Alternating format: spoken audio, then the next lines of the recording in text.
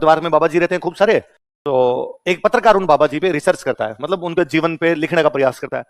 तो वो नोटिस करता है कि एक कोई बाबा जी है, वो सुबह सुबह जल्दी गंगा जी के अंदर नहाने के लिए जाते हैं। उस पत्रकार ने एक दिन उन बाबा जी से पूछा कि बाबा जी सुबह सुबह 4 बजे गंगा जी की तेज धार में ठंडे पानी में जो बर्फ जैसा पानी उसमें आगे नंग धड़क नहाते हो, कभी डर नहीं लगता गंगा जी अंदर ही रख लेगी? मर जाए आदमी यार, इतने ठंडे पानी के अंदर जाए, वहीं पे सांस ही रुक जाए। तो उस बाबा जी ने उस पत्रकार की तरफ देखा और देख के कहा, क्या मैं तेरे को कहानी सुनाऊं? पत्रकार ने कहा। तो बाबा जी कहानी सुनाते हैं कि एक गांव के अंदर 2 भाई थे। एक भाई की शादी हो रखी है, माँ बाप उनके है नहीं, बचपन में डेथ हो गई थी। बड़ा भाई मजदूरी करता है, मजदूरी करके परिवार चलाता है। छोटे भाई को पढ़ाता है और उसका एक ही सपना है कि छोटा भाई सरकारी नौकरी लग जाए। गांव में 2-3 साल अकाल पड़ गया, अकाल पड़ गया इसलिए मजदूरी नहीं मिली, तो उधार लिया तो कर्जा हो गया।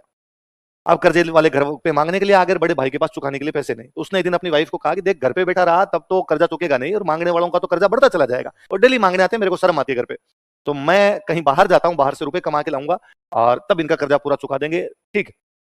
वो चला गया। रात को ही दूसरे दिन कर्जे वाले आए तो उसकी वाइफ ने कहा, भाई आदमी तो है नहीं, वो तो कमाने के लिए बाहर गया। तो कर्जे वाले बेचारे आना बंद हो गए, भाई महिला से जाके क्या मांगे, पुरुष ही घर पे नहीं है तो। और वो जो भाभी है वो अपने देवर की पढ़ाई करवाती है। उस बड़े भाई ने 3-4 महीने तक टाइम टू टाइम पैसे भेजे। 3-4 महीने बाद उसने पैसे भेजने बंद कर दिए, उल्टा उसकी सूचना भी नहीं है कि वो रहता है कहाँ पे है। तो उस सालों तक जब बड़े भाई के कोई समाचार नहीं मिले तो गांव वालों की पंचायत बैठी। पंचायत में तय हुआ कि मान लिया जाए कि बड़े भाई की मृत्यु हो चुकी, और बड़े भाई की मृत्यु हो गई, अपने कोई समाचार मिला नहीं, कहीं पे किसी ने मार दिया होगा, अपने को नहीं पता चला, तो इस महिला को विधवा घोषित कर दिया जाए। और चूंकि इस महिला विधवा है तो इसके पीहर वालों का इस पे अधिकार है, तो उसके पीहर वाले उसको ले गए। उसका जो बाप था वो दारूडिया आदमी था, शराबी था। और उसने एक दिन सुना कि उसके पिताजी किसी सेठ से बात कर रहे हैं, उस सेठ से कह रहे हैं, भाई तू मेरे को रुपए दे दे शराब पीने के, और मैं मेरी बेटी तेरे को बेच दूंगा। तो वहां से रात को भाग जाती है, और वो भाग के बेचारी कहाँ जाए, तो वापस अपने पीहर उसके देवर के पास आती है, पीहर से। तो उस देवर को आगे कहती है, भाई मेरे साथ ये घटना हुई है और मेरे पिताजी मुझे बेच रहे हैं। तो उसने, भाई मैं क्या कर सकता हूँ, पंचायत में फैसला हुआ कि आप पर आपके पीहर वालों का अधिकार है। तो उसने कहा, देख तू एक काम कर सकता है, गांव का रीति रिवाज कहता है कि यदि किसी भी तरीके से बड़े भाई की से मृत्यु हो जाती है तो जो पत्नी बड़े भाई की पत्नी छोटे भाई से शादी कर सकती है। गांव में नाते होते हैं, नाता बहुत सामान्य सा रिवाज था गांव में शुरू, तो तू मेरे से शादी कर ले। तो उस देवर ने कहा, बात तो आपकी सही, ऐसे होते भी है, मैं भी कर सकता हूँ, पर आपने मेरे को पढ़ाया लिखा है, आपने मेरा पालन पोषण किया, तो मेरे लिए आप हमेशा, वैसे मैंने भाभी की नजर से भी नहीं देखा आपको, तो मैं माँ की नजर से देखा आपको, तो मैं आपसे शादी कैसे करूँ?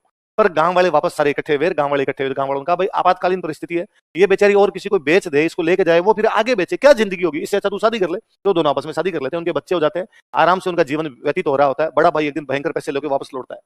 गांव वाले वापस इकट्ठे होते हैं, गांव वाले उस बड़े भाई को कहते हैं, भाई तेरा कोई समाचार ही नहीं आया, इतने वर्षों तक कोई समाचार नहीं आया, हम क्या करते? तो हमने इसके लिए ये जो व्यवस्था थी वो व्यवस्था की, हमने सामाजिक दृष्टि से जो कुछ हो सकता था।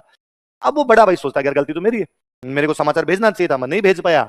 और यदि मैं नहीं आता तो इनका जीवन ठीक चल रहा था यार, ये सरकारी नौकरी लगा हुआ था, इन्होंने शादी कर ली थी, मुझे मरा हुआ मान लिया था, इनके बच्चे थे, ठीक है, घर परिवार सब सही था, और मैंने आके इनकी जिंदगी में फालतू में भूचाल ला दिया। पर वो भयंकर पैसे लेके आया था, तो वो पैसे सारे वहीं छोड़ता, चुपचाप वापस निकल जाता है। बाबा जी पत्रकारों की कहानी सुना के चले जाते हैं। पत्रकार बेटा बेटा सोचता है कि बड़ा भाई बाबा जी तो नहीं।